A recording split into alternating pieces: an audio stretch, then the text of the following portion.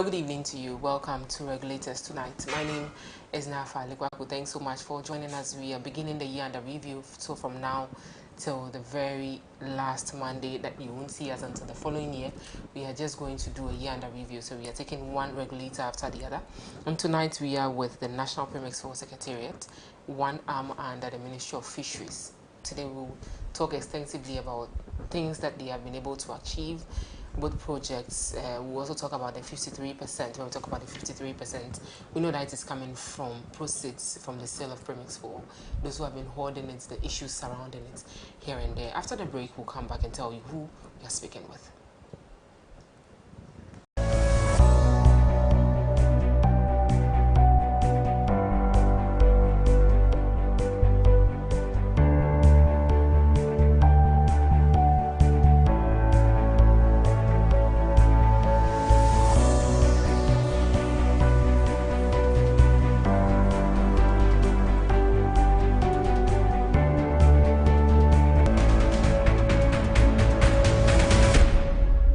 Blue City is a manufacturer and supplier of high-quality fashion accessories. We design and make quality bow ties, flying ties, lapel pins, ladies' brooches, fabric necklaces, African wares, and so much more for your weddings, schools, institutions, bands, choir, singing groups, individuals, and so many more. We use both African prints and foreign fabrics to make your beautiful accessories for you. Oh yeah! Contact us via call or WhatsApp or SMS on 0240-926-564. Locate us at Odoko Official Town opposite Emils Preparatory School. Check us out on social media, Facebook and Instagram at Blue City Fashion. Blue City, creativity and style. Announcements on Adoatv. Contact Adoatv for your general announcements, proclamations and publications, job vacancies, etc. at a very affordable rate. Call 050-92-57754, 020-9494-258, or visit our marketing desk at the work premises. Adoatv, bringing good things to life.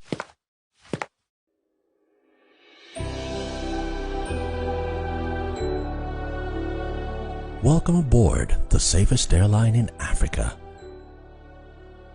With industry-leading safety measures to protect your well-being.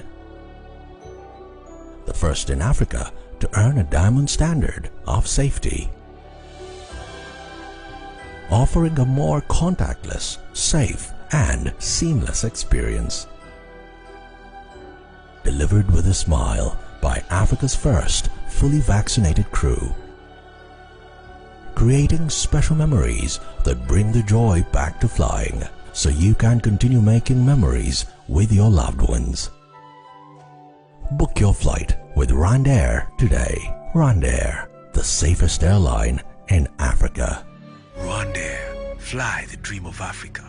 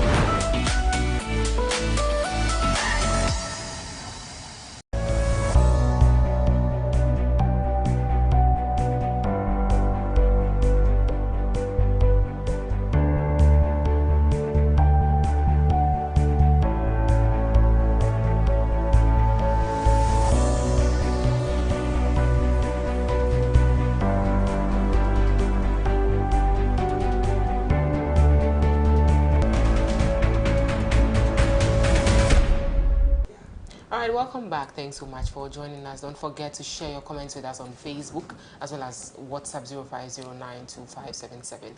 0509257753. I'm here with Nana Abroko Asari. He's the administrator for the National Premix War Secretariat. Hello, sir.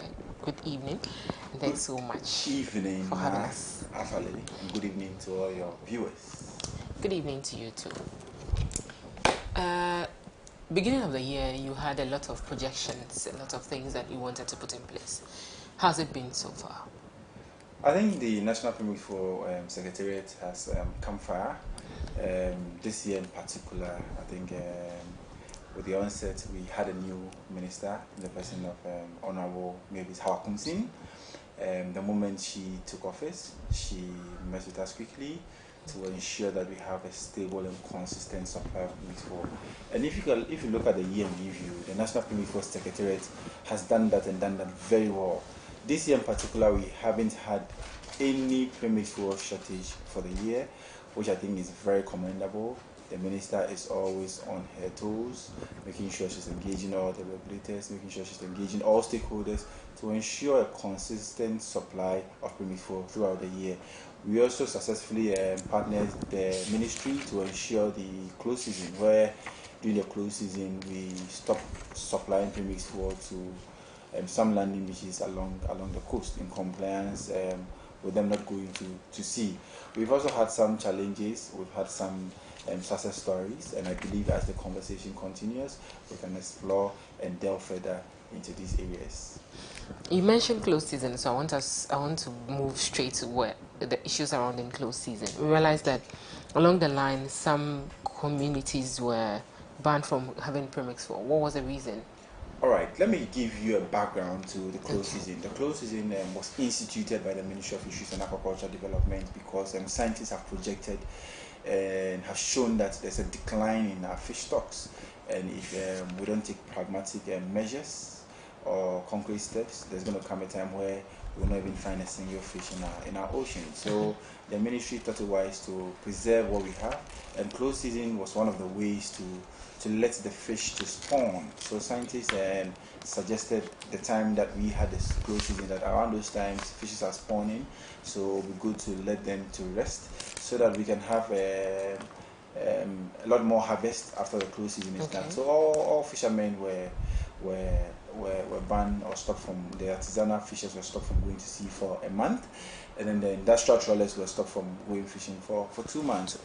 And before the closed season, one thing the ministry did, led by the minister Mavis Hawakumsin, Honorable Mavis Hawakumsin, did a lot of stakeholder consultation. So if closed season is going to be instituted and we go to closed season and then we come back and engage in these illegalities, then it's an exercise in futility. You can't stop fishermen from going to sea for a month or two and then come back and then you find some of them engaging in illegalities such as use of filament net, such as use of DDT, dynamite, OMO, and use of light to fish. These are all IUUs. They are international and more practices. It's not laws pertaining to only Ghana. When you go outside, everywhere in the world, light fishing is prohibited. People are not allowed to do light fishing. People are not allowed to use dynamite to fish. People are not allowed to use DDT. So the fishermen themselves came up and told us that we will need to sit up and make sure and ensure that after the closed season, some of these illegalities will be stopped. Because at the end of the day, if they go for this closed season and come back and engage in it, then it means that them sitting at home or staying at home for a whole month is just an exercise in futility. So we listened to them and we took notes and we learned from it. So right after the closed season, the ministry also moved in full swing to ensure compliance, to ensure that landing beaches are doing the right thing. So landing beaches that were found culpable, we had to sanction them. And we stopping Premix 4 was just one of the ways of sanctioning them. Some people were taken to court, some people were fined, etc. So as I speak to you now, some of the landing beaches who are still engaging in these illegalities are also under suspension. And the minister is very keen on that, and it's the right thing to do. If you look at the losses the nation lose in terms of some of these IUUs, it's a lot of money, you know. And recently the EU even flagged Ghana, and we were on the verge of giving a yellow card. You know, so if we don't continue to do the right thing, it means Ghana is going to be flagged with a yellow card and subsequently maybe a red card, which has further or more dire consequences than what we would have seen if we rather do the right thing. So it's always good to do the right thing to ensure that at least we can sustain the fishing industry. Okay. But why these two regions, just Greater Accra and the Central region? I think these were the reasons where we found people who were flouting the laws. And for the records, I think the very first ban started from Elmina, which was in the Central region. The second one concentrated on the Adoatv enclave, which is Greater Accra. Just last 2 weeks, we sanctioned some landing beaches also in the Western region, precisely Shama. So we are not selecting or just picking some regions. It's where we find people who are culpable, and it's also an advice to viewers watching. If you're a fisherman in some district or some region who hasn't suffered this ban yet, we would implore them to do the right thing, because when we catch them, or when they are found wanting, or when they are found at the wrong side of the law, would imply some of these sanctions. Now, there has been a lot of malfeasance when it comes to the distribution of premix for, the coastal belt and then some inland sectors. What can we do to curb the shortage that has happened? But this year we've not heard of any. But what can we do more to help in this regard? I think the committee and the secretariat have come a long way with regards to premix distribution. Let me state emphatically that premix fuel is highly subsidized by government. Okay. When it comes to subsidized products, anywhere around the world, especially when the subsidized product has other uses, or when people can profit from the subsidy, there are always issues anywhere in the world. But these issues must be managed, and managed very well. And that is what the Secretariat has been doing in these past few years. So the issues of premix fuel dates back as far as the early 90s, and it's gone on. Successive governments have inherited the problems, and successive governments have been trying to solve the problem one way or the other. And we have been doing a lot of enforcement, we've been doing a lot of education. By this government, led by His Excellency, the President, His Excellency Nana Addo Dankwa Akufo-Addo, with his able vice, His Excellency Dr. Mahmoud Bawumia, are really pushing the ministry to digitize or automate the premix funds, because we believe that will be the game changer, that will be the showstopper with regards to some of these illegalities that we have in this system, the shortages, etc. And some of these shortages are not real shortages; they are just bailout claims. People want to profit from the system. So a lot of times when you hear shortage, sometimes there are middlemen or people who want to clamor to make money from the system. But as a secretariat, it's our responsibility to protect the government purse. So we must supply premix fuel in the right quantities and to the right people. So at the end of the day, the nation as a whole benefits in general. So that is what we've been doing, and the minister is very keen to ensuring that we continue to do this and do it very well. Interesting. Now, in 2019, we had about 66,823,000 liters. 2019, it shot up to 93 million, and so the difference was about 35.47%. And from 2021, beginning of this year till August, we have had another rise around 69 million. Are we expecting this to stay where it is? And if possible, what are the proceeds being pushed into, especially in the communities where fishing takes place? All right, so if you look at the data that you just churned out, that tells you the commitment government has towards the fisher folks. We've always promised to ensure that government does better with regards to the supply of premix fuel, and the data and statistics have shown it clearly that government is pushing hard and government is supplying the fishermen premix fuel in the right quantities, and that also translates into a lot of subsidy. It means government is also subsidizing, and government is also having to pay more when it comes to subsidy.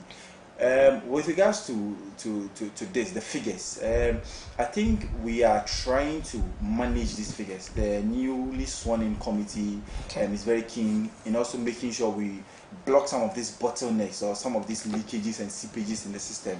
We believe that going forward, we are just on the verge of reconstituting all the landing beaches. We're also pushing hard for this automation. Like I mentioned earlier on, currently people are buying premix fuel and using it to power their generators, some are selling to cattle riders, some to chainsaw operators. In as much as we are doing very well, we are cooperating and liaising with the law enforcement agencies to nip some of these illegalities in the bud.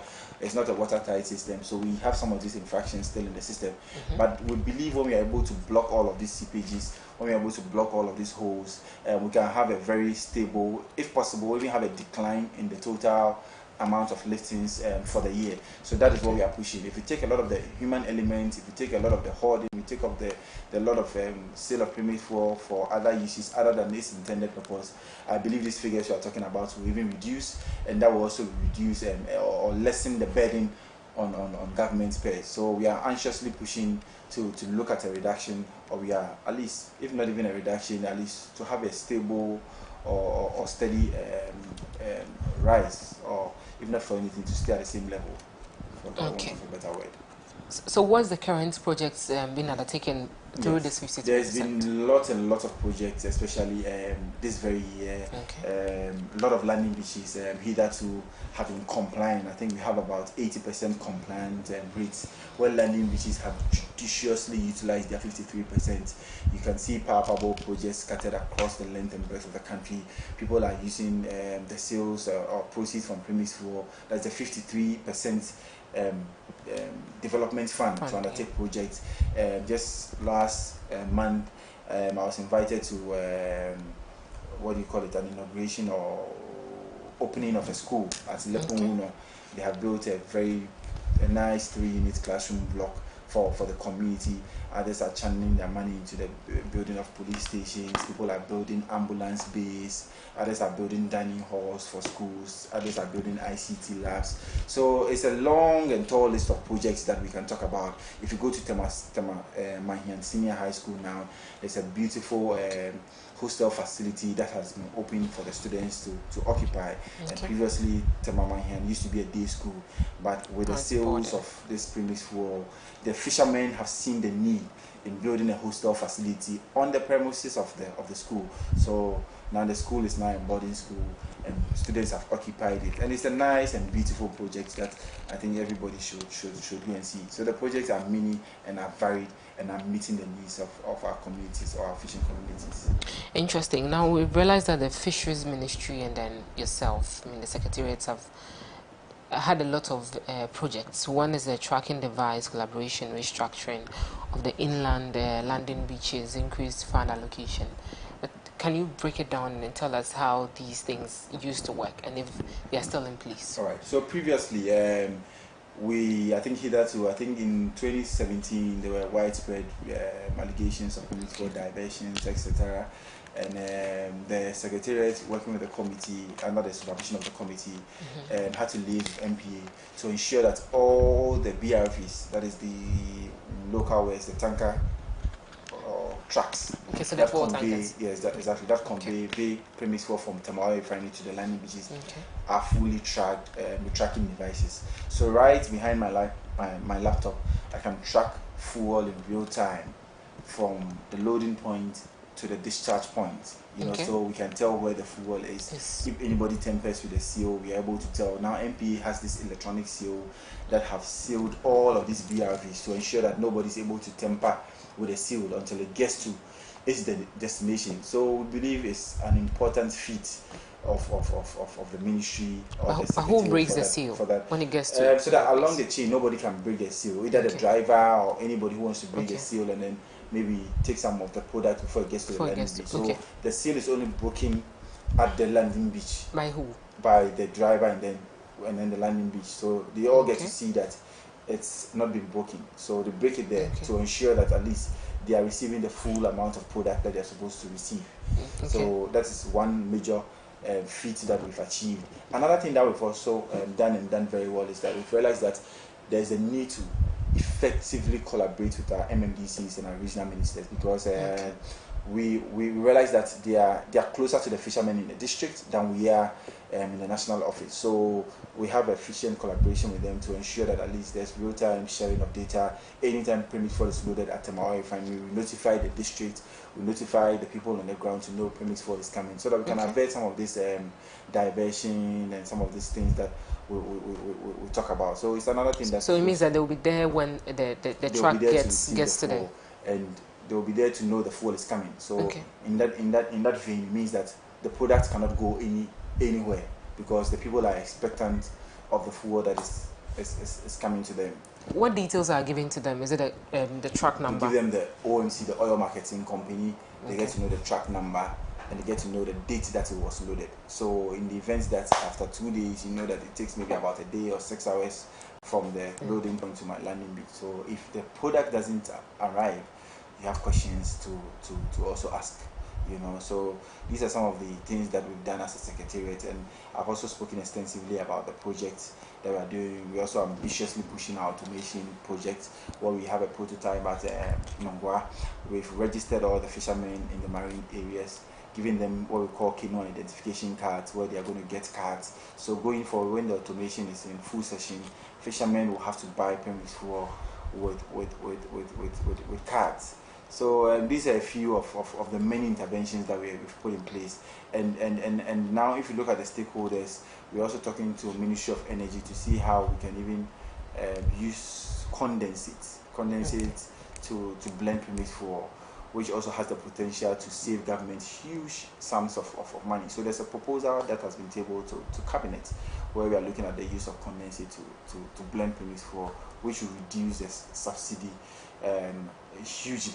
You know, because currently premix fuel is a mixture of super Yeah. or marine oil, and then super and then marine mix. So Okay. super and then oil mixed premix, and then there's a dye, and then condensate is the byproduct from the gas plants we have at Adoatv. You Okay. know, so we can put that into use. Together. That can be blended, and then it can save government some more money. Will it still come at a subsidized price? It will still come as a subsidized price. Still the 70 but days. Exactly, still the same price, unless government decides otherwise. Otherwise. But if it's the same price, but it means that the condensate is not as expensive as the super would have been. Okay. So government is going to make savings by using By using. condensate to blend premix fuel. Will we still get our 53%? Of course, definitely. These structures are not going to be tampered with. Government wants to ensure that the fishing communities are also doing things for themselves. You know, when we get into the fishing communities and we see the project, it excites government. The minister is happy, government is happy, because the fishermen are taking their destiny into their own hands. They're doing projects that reflect the kind of work that they do. So it's a way of bringing governance to the doorsteps of these fisher folks. Now let me bring you back again. The landing beach committees, are the MMDCs part of the landing beach committees? No. And okay, you answer that Yes, first. the landing beach committees are committees. If you look at the LI, it clearly stipulates who and who should be part of the committee. You have the chairman. The chairman is supposed to be the chief fisherman. So the chief fishermen are always the chairman for the landing beach committee. Okay. He has a fishmongers rep. Okay. He has a representative from the district assembly. He has a canoe owners rep. He has a pump attendant. He has a secretary. He has a fisherman that is appointed from the Ministry of Fisheries and Aquaculture Development. So it's a diverse mixture committee, making sure that all the stakeholders are represented, so that there can be fair and equitable distribution of permit fuel. But who pushes the agenda? I mean, in terms of the 53%, Yeah, who says that this community needs this? All right. Or do we have a list of things that the community needs, and we All right. just take one person one and then just get it? Okay, so the landing beach committees are supposed to liaise with the district assemblies Okay. to make sure that these they put to use, or they have to utilize their 53%. So they also do a needs assessment. If you read the LI, the fishermen are supposed to account, or the landing beach committee members are supposed to account to the fishermen. So before any project is undertaken in any district, there's supposed to be a stakeholders meeting or consultation where they ask the fishermen their problem, and then they list the problems down. Maybe they can shortlist it, and then it goes to the district assembly. Then the district assembly will also look at it, whether it falls in the master developmental plan. Then the district assembly subsequently writes to the secretariat for approval. We approve it. If it also falls in line with the projects that are approved, we approve it, and then they do the project. So there are a series of procedures that you would have to follow to ensure that you undertake a project. But bottom line, at the end of the day, it must reflect the aspirations and wishes of the fishermen or the fishing community. How many landing beaches do we have currently? What's that today? Currently, we have a little over 300. Let's say 308. 308. Yeah, 308. But previously, we used to have a whole lot of landing beaches. In fact, somewhere around 2019. That's what we did a lot of restructuring. And we've been doing the restructuring or downsizing the number of landing beaches. Previously, we had well over 450 landing beaches, and we realized that most of the problems that we had previously were because of the wrongful siting of landing beaches. You had landing beaches in people's houses, in people's backyards, and these landing beaches were used to perpetuate a lot of illegality. So the committee sought to reduce the numbers drastically, and when we do the math, I think we reduced the number of landing beaches by about between 40 to 50%. We had to reduce the numbers to make sure we streamline these landing beaches and make sure these landing beaches are sited at market centers or places that they are supposed to be sited. And I must state for the records that the new committee that was inaugurated not long ago is even committed in ensuring that we will reduce further the numbers to make sure that we streamline the system and make sure that landing beaches are sited at the right places and for the right purposes. What are the criteria you're looking at? Okay, so it has to be one. It has to be places where we have motorized canoes. Premise for is for motorized canoes, not just so outboard motors. Outboard motors, exactly. So and it's not just a place where you have one or two outboard motors. The minimum you need to have is about 60. Wow. You know, outboard motors before you can qualify to have a landing beach. beach. Yes, exactly. But these are old modalities. Like I said, the new committee is going to streamline or put in some modalities to see how, if possible, we can even reduce the numbers further. We want to make sure that the system is efficient. We want to make sure government is saving money. We want to make sure that the real fishermen are the ones benefiting from the premise flow, because people always clamor for the establishment of landing beaches in their communities, but it must be for the right purposes. You know, because sometimes people want to establish landing beaches for the wrong reason. So the committee will have to be convinced beyond reasonable doubt that yes, we need to site a landing beach there before we do that. So currently the harbour or whatever is being done at the Jamestown would move from a landing beach to rather a harbour. Exactly. Is that it? Exactly. So where would the landing beach be shifted to? The landing beach will be situated in the harbour. You know, the harbour is a good initiative of the government. I think this government is building not less than 11 landing beaches across the coastline of Ghana, which is worth commending. And landing beaches or landing what do you call it, harbour, mini harbours and landing sites are advanced landing beaches. You know, so upgraded version. It should have a lot of stores. It should have some sort of what do you call it, protection, you know, where you're going to do the breakwater to make sure that they have a safe landing, the waters are not troubled, they're a bit calm for them, etc. So it's upgrading or making the lives of the fisher folks better. And this structure would have things like police stations, school stores, and then of course the premix fuel station will also be situated in the master plan. So I was you have a place where your pump will be? The pump, modernized pump, and even this automation that we are talking about, most of the pumps and dispensing units are going to be modernized. You know, we have the dispensers like we have in our filling stations or fuel stations or gas stations. So it's going to be like currently it looks the ones we know is it looks really old, of them are outmoded, and we have a lot of safety concerns as well. You know, so government wants to really change the front of the sale and distribution of premix fuel. But what's the main aim of the automated premix fuel dispensing system? The aim is to ensure fairness in the system, equitable distribution. If you look at the mandate of the NPFC, is to ensure that at least premix fuel is distributed fairly, equitably, in the right quantities, etc. We realize that some of the challenges that we have in the system, like hoarding, systems like safety issues, selling premix fuel at exorbitant prices, diversion of premix fuel, all of these problems can be solved with this automation. So it seeks to address the challenges that we currently have in the system, in as much as the committee is doing a lot to ensure that we minimize some of these challenges. We believe that the automation will further reduce the problems, if not eradicate it at all. Now, how about the ID cards for the fisher folks? Yes. How would that work with regards to the automated system? All right, so the canoe identification system will tie into the automation system. Okay. We want every canoe to be uniquely identified.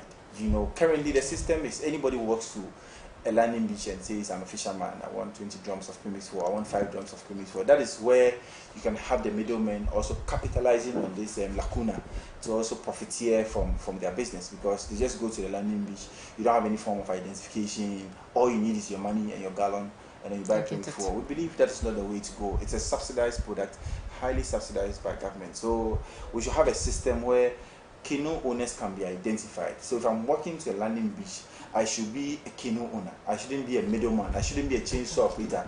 I shouldn't be a private person who wants to profit from the subsidy that government is giving. So the cars are going to be given to only canoe owners, so that in the end, all these middlemen or people who are not supposed to be buying Premix 4 will be taken off from the system. So canoe owners would have to register like we have a unique number plate for drivers. Exactly. Or cars. Let's say roadworthy. Okay. You know, every car has a unique roadworthy, what do you call it, certificate. Or every car has a unique car number. You know, so by that is the unique identification. You know, so it's going to be a card. We have been looking at a system where we can even put capping on these cards. You know, because it's a subsidized product. And subsidized products should not exist in perpetuity. Or it doesn't mean if I have so much money, I can buy as much as I can, you know. And like I told you, Premix 4 has other uses. People are able to even sell to filling stations, unsuspecting victims, etc. So there should be a way of capping it, so that we make sure that we know that you roughly may need 50 drums of Premix 4 for the month. Government should be able to have a way to determine and then make sure that yes, government is giving you these 50 drums. If there's any way you exhaust that 50 drums, then you must now start paying it at the full actual cost. fee. Exactly. Okay. You know, because it's subsidized. So if there's any way you want to use or get more, then I think you should be paying it at the full cost. So these are some of the modalities we want to look at to save the system. And it must surprise you to note that the fishermen are fully in support of this project, because like I said, currently some of them are even buying it more than the price that government intends to give it to them. So some of them are even asking that if there's even a way for us to even increase the price of Premix 4 a bit for them to get access to it, why not? So they are all in sync with this project, and we believe that if this project is done and done very well, in fact, everybody should be happy. Those who will not be happy will be those who benefit illegally from the system. Interesting. Thank you very much. But after the break, we'll talk about who is going to take care of the registration of the canoes. Let's go for a quick time. When we come back, we'll continue our discussion.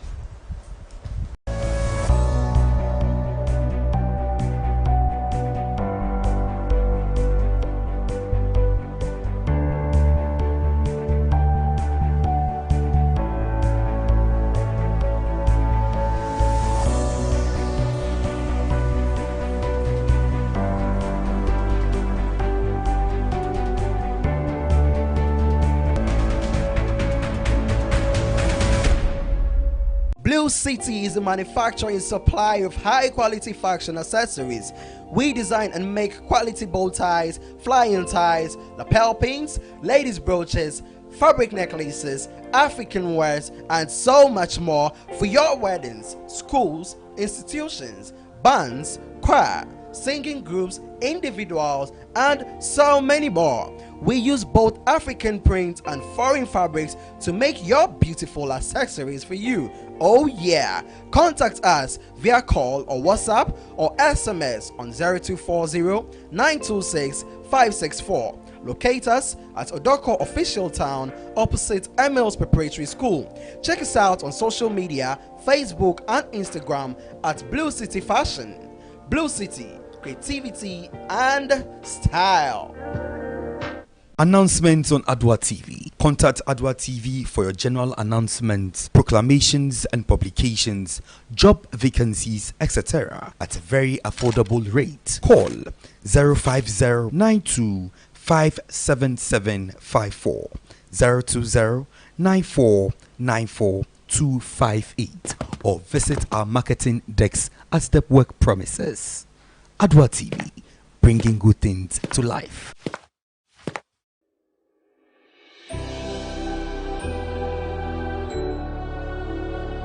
Welcome aboard the safest airline in Africa.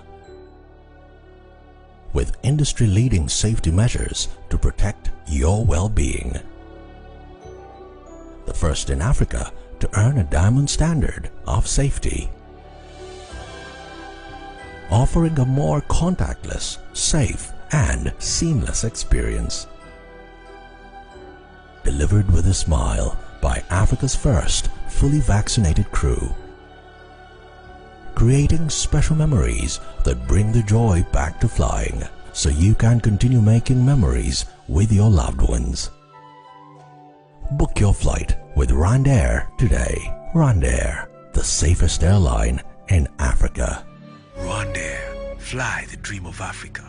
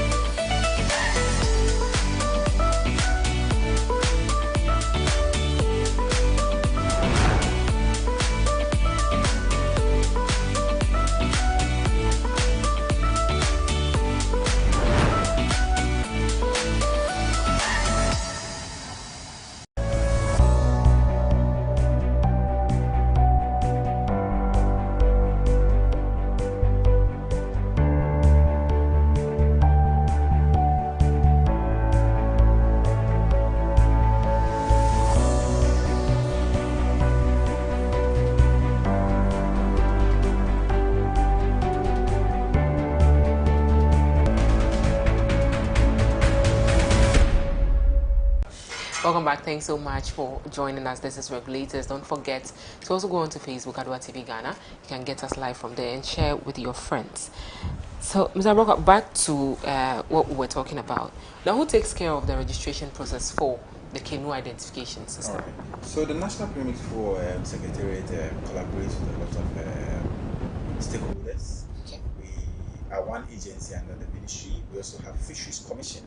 So if you look at the registration of this cards, we are working hand in hand with the Fisheries Commission to ensure we register all of this game. So the Fisheries Commission is taking the lead role with our support, and I think the last time we did the registration, we even had the support of USAID to help in issuing these cards and printing the cards, etc. Okay. So we are working hand in hand with the Commission to ensure this is done.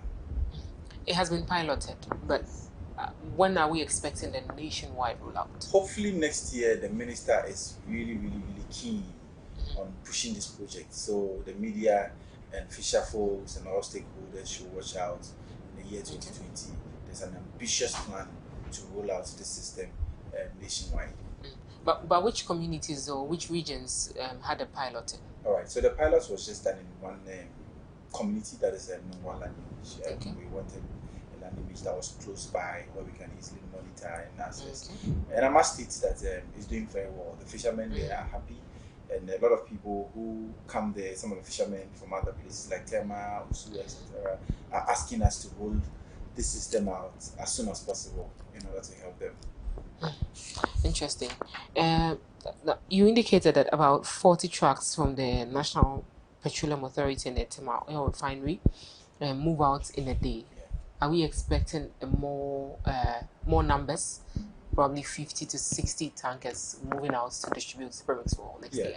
I think we regulate the numbers on a daily basis. We look at the demand, and we also look at the season. There are several factors that determine the number of trucks we do a day.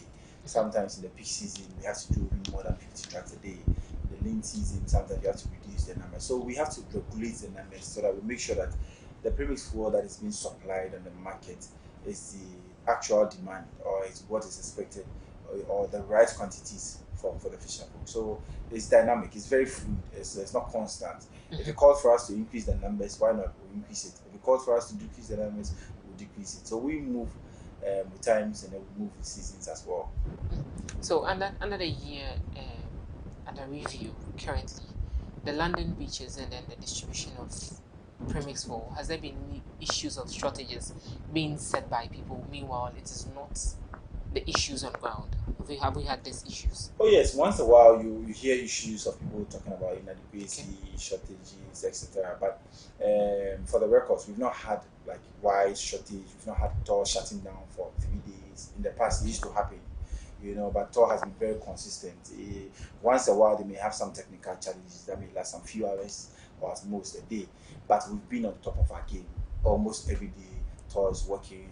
The Secretariat is working, all our workers or state or actors or players, MP is also collaborating to ensure there's a constant flow, and it's been very, very consistent. It's been very, very good so far. But like I said, sometimes you hear people, one or two landing beaches, who maybe for reasons best known to them, may want to say, oh, it's been like a month since I received premise floor. But we know the number of outbound motors that they have there, and we know that if you supply premise floor, it should take them, let's say, 3 weeks or 4 weeks for them to finish. But sometimes, because of the incentive in selling premise floor, because there are some proceeds that come to them, etc., and everybody likes money in this country. So there are times where you realize that some of the claims are not real; they're just fictions, and they're just to cause some controversy and also make some money from the system. But we're on the ground, and we want to be sure things are working well. Now, we know that fishing activities is one way these fisher folks get to put food on their tables, their means of livelihood. Now, the issue of suspending permits for supply to these communities where they have been suspended, how do they survive? Do they have to come back to other landing beaches and then get the fuel from there? How are they supposed to get things done? It's supposed to serve as a deterrent, in as much as the ministry is not happy with sanctioning landing beaches. I think drastic situations demand drastic measures. Yes. We find ourselves at a place where the fishing industry is collapsing. If care is not taken, our children will not forgive us for the decisions that we take today. Fishermen go to sea and they come back with barely nothing. Some come back with plastics, rubber bags, etc. And this IUU is killing and ripping off our nation. And international bodies are also very hard on us now, because the sea or the ocean is a shared responsibility. The infractions that you commit here in Ghana may be felt somewhere in another country. So there's a collective need to protect these resources. So that is why, as Ghanaians, we must play our role. So in as much as the ministry is not happy with the sanctions, it is better to correct the ills and save our future than to allow them to fester and then collapse the entire industry in total. So it is a way of drawing their attention to the urgent need. It's a way of drawing their attention to the drastic situations or the drastic and challenging times that we find ourselves.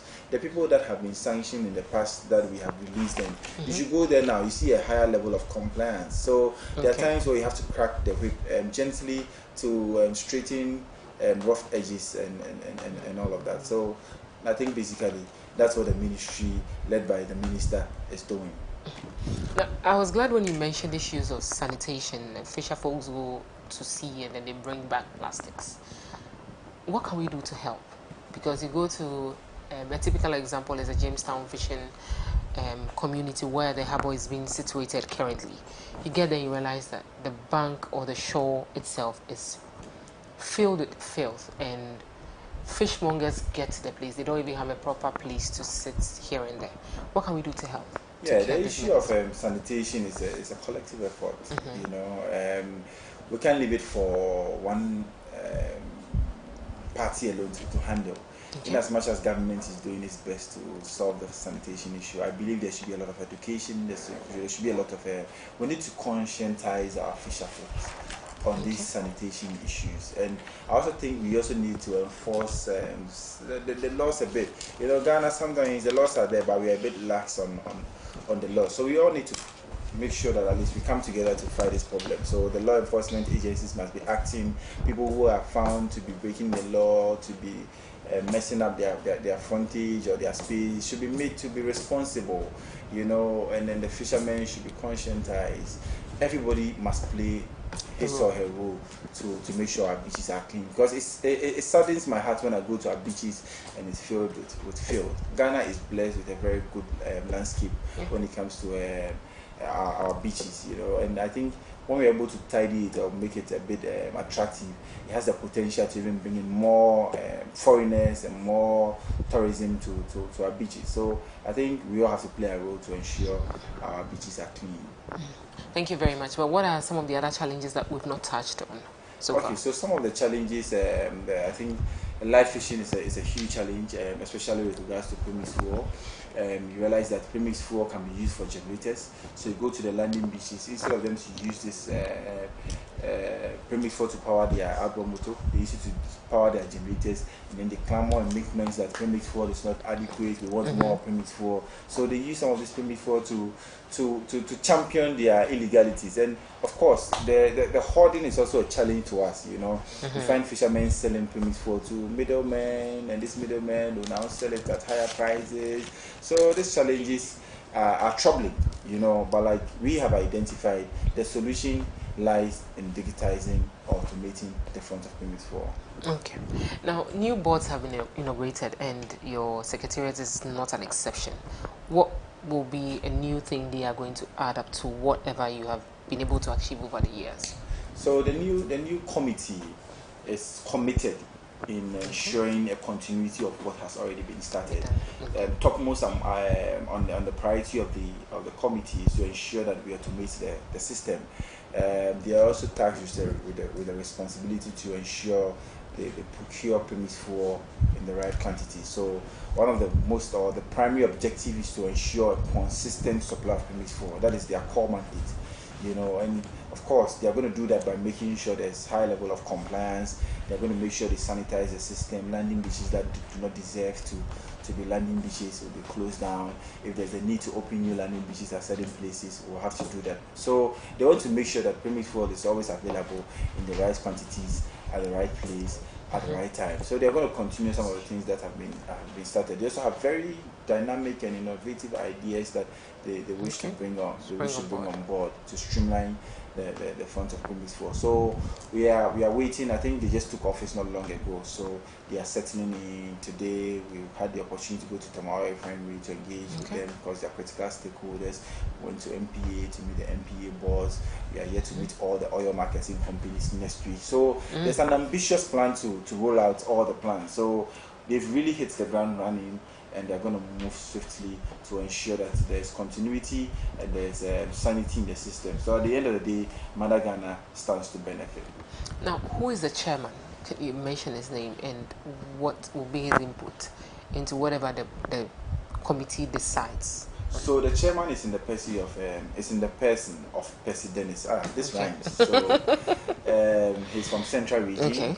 Has a lot of depth in matters of fishing, and very dynamic, very hardworking. He's come on board to make sure he pushes the agenda of government. So he's keen to change the front, to add on to what has already been started, and to make sure that the committee does better. And then at the end of the day, Mother Ghana benefits the most. So the Secretariat is ready and willing to cooperate with the newly inaugurated committee to ensure we work together to champion premix-related activities. Now, the NPF has a lot to do, but what do you do differently to ensure that diversions are not done, or we don't even hear, or we don't even record any issues of diversions? So now currently there's a lot of monitoring aside the BRVs. The BRVs are now, there's a new system where there's real time. Anytime there's going to be diversion or a driver is going to an approved destination, it gives you an alert. So MPA is monitoring. MPA has been monitoring seriously. We've been working with them, and OMCs that are complicit quickly are sanctioned. So the sanctioning regime is also very high now. There's a serious sanction regime going on now, and now we're also making sure we have people on the ground. We have operation officers, the DCs are also monitoring. So everybody is monitoring to avert this kind of diversion. I also spoke about the electronic seal that didn't used to be there. It was just introduced not long ago. So these are some of the measures that are in place to ensure that there's zero incidents of diversion. Now, what has the minister brought on board to refocus or to shape the Secretariat into a better position for a better future? So to begin with, the minister is very concerned about the landing beach composition. We realize that we need to compose these landing beaches very well. There are times if you realize the landing beach composition is skewed, or you find if people who find some people smuggle their way into these landing beach committees when they are the cause of the problem. So she has tasked the new committee to ensure that the landing beach structure is well composed. that is where we want to start from. And then also, she is also really pushing for this automation and digitization, and she's also bringing in strict sanctioning measures. As I speak to you now, we have oil marketing companies at the courts, we have landing beaches of people who are being prosecuted, etc. So we want to make sure people are doing the right thing. And this time around, we're not going to look around for people to continue to do these illegalities. Anybody who is found short of the law will be dealt with, and dealt very well with. Now, what should we look out for in the coming year? Putting into consideration, we will start the year and then definitely there will be close season. What are we looking out for? What should be things that people should expect from you and then from the ministry? All right. So to begin with, we should expect a consistent supply of permits for. That is our core mandate. We want to make sure that fishermen across the length and breadth of the country are receiving permits for in the right quantities, because if you realize, fuel happens to be one of the most expensive components of the fishing expedition. It's actually the most, so if government is spending money to subsidize this permits fuel, we must make sure that at least they get it, and also get it at the right price. We know now you have some middlemen and people in the system who are buying the permits fuel. So we believe when we are able to roll out, like I told you not long ago, that we are looking at trying to digitize the front. If we are able to automate this system, fishermen will be smiling all the way. Every day they will be happy because they'll be getting the permit fuel in the right quantity and at the right price. And also issues of safety will also be tackled or be solved, because currently we realize that some of our landing beaches are not adhering to safety protocols. We have an ambitious plan to make sure we have a lot of training for them. Fire service will be liaising with them to make sure they have the right PPEs. We want to make sure we equip them with the right tools to work, etc. And ultimately we want to have a modern place and congenial atmosphere for them to undertake their activities. Will we get to a position as a country where most fisher folks who have canoes would have outboard motors? Because currently not all of them are able to get it, although the outboard motors are also come at a subsidized price. We get to a state like that. Yeah, I think if you look at over the years, the number of people using outboard motors keeps increasing. And that is also one of the reasons why the demand of permits for also keeps increasing. Because people are now adapting or realizing the use of technology, or people are trying to find easier ways of fishing. Our forefathers didn't have the opportunity to use outboard motors. They were using the paddle, I don't know, is it called paddle? Or yes, they were using the paddle. Yeah, for a lot of manpower. And a lot of manpower. But over the years, and if you look at in the past, you had a lot of child labor, people using children to do some of this fishing. But people want to go fishing the easy way. So a lot of people outboard motors. In fact, I can say that we have about 80% of canoes now use. And how much is it? How much is it?